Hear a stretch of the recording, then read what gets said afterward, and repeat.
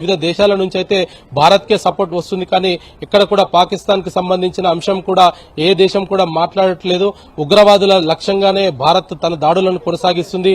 కానీ పాకిస్తాన్ సాధారణ పౌరులను చంపడమే లక్ష్యంగా ఈ యొక్క డ్రోన్లను, మిసైళ్లను, యుద్ధ విమానాలను పంపుతున్న నేపథ్యంలో భారత్ ఈ రోజు రాత్రికి ఖచ్చితంగా పాకిస్తాన్ కి సరైన గుణపాఠం చెప్తుంది అనేది కూడా ఖచ్చితంగా మనకు అర్థమవుతుంది. ఎందుకంటే ఈ రోజు ఉదయం ఏదైతే 25 డ్రోన్లను పాకిస్తాన్ పంపిందో ఇప్పటికే బిఎల్ఏ అక్కడ అరాచకాన్ని సృష్టిస్తోంది, పాక్ ఆర్మీకి ముచ్చెమటలు పట్టిస్తోంది.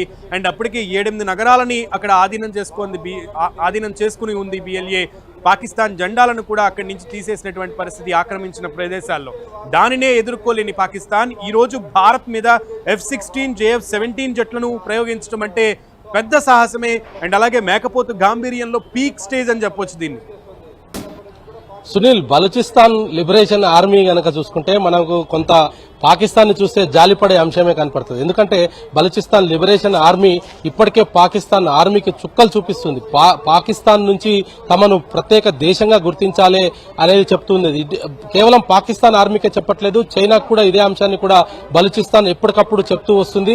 బలూచిస్తాన్ వ్యాఖ్యలను ఒకవేళ పాక్ ఆర్మీ పట్టించుకునే నేపథ్యంలో ఆ రోజు ఖచ్చితంగా ప్రాణ నష్టానికి మాత్రం బలూచిస్తాన్ పాల్పడుతుంది. పాకిస్తాన్ ఆర్మీని లక్ష్యంగా చేసుకుని పెద్ద ఎత్తున కూడా ప్రాణ నష్టాన్ని, ఆస్తి నష్టాన్ని ఎప్పటికప్పుడు బలూచిస్తాన్ లిబరేషన్ ఆర్మీ ఏర్పాటు చేస్తుంది. పాకిస్తాన్ అది ఒక తలనొప్పిగా బలూచిస్తాన్ ఏర్పడ్డప్పటికీ కూడా బలూచిస్తాన్ అనేక సార్లు కూడా చెప్తూ వస్తుంది. అయితే అంతర్జాతీయంగా బలూచిస్తాన్ ని ఒక ఉగ్రవాద సంస్థగా గుర్తించిన నేపథ్యంలో బలూచిస్తాన్ అనేక సార్లు కూడా పాకిస్తాన్ లో ఉన్న ఉగ్రవాద శిబిరాలను లక్ష్యంగా చేసుకుని దాడులకు పాల్పడింది.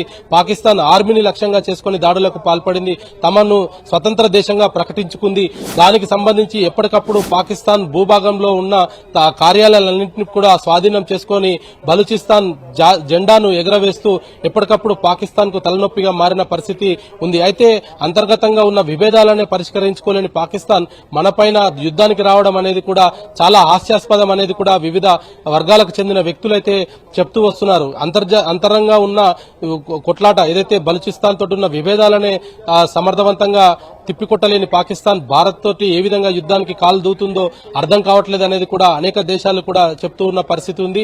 అయితే ఏదైతే పాకిస్తాన్ కూడా ఎప్పటికప్పుడు మన ఇటు పంజాబ్, రాజస్థాన్, కశ్మీర్ వెంట ఉన్న సరిహద్దు గ్రామాల వెంటనే తన పహారాను కాస్తుంది.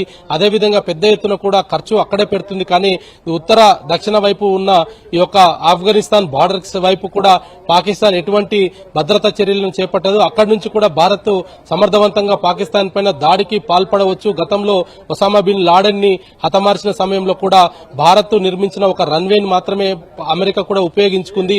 ఆ సమయంలో కూడా భారత్ అమెరికాకు సహాయ సహకారాలు అందించింది లాడెన్ ని హతమార్చడానికి. ఉగ్రవాదం పైన పోరుకు భారత్ ఎప్పుడైనా సిద్ధంగా ఉంటుందన్న సంకేతాలను ఇప్పటికే ఇవ్వడం జరిగింది. కాబట్టి ఇప్పుడు ప్రస్తుతం పాకిస్తాన్ వద్ద ఉన్న ఒకే ఒక ఆప్షన్ ఉగ్రవాదులందరినీ కూడా భారత్ కు హ్యాండ్ ఓవర్ చేసి తాము ప్రశాంతంగా తమ దేశంలో ఉండడమే తప్ప ఇంకొక మార్గం లేదనేది కూడా మనం అర్థం చేసుకోవచ్చు.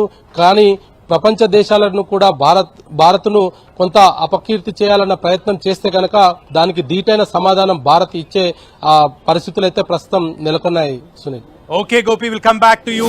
సో మొత్తానికి భారత్ లో ఈ రోజు నిజంగా ఈ రేత్రి చాలా చాలా బిగ్గెస్ట్ నైట్ అని చెప్పొచ్చు. బికాస్ ఈ రోజు రాజ్నాథ్ సింగ్ సిడిఎస్ త్రివిధ దళాధిపతులతో ఒక ప్రక్కన సమావేశం నిర్వహిస్తున్నారు. మరో ప్రక్క ప్రధానమంత్రి మోదీకి ఆయన నివాసంలో అజిత్ దోవల్, భారత సలహాదారు అజిత్ దోవల్ కూడా కీలకమైనటువంటి సమీక్ష సమావేశంలో ప్రతిదీ కూడా బ్రీఫ్ చేస్తున్నటువంటి పరిస్థితి ఉంది.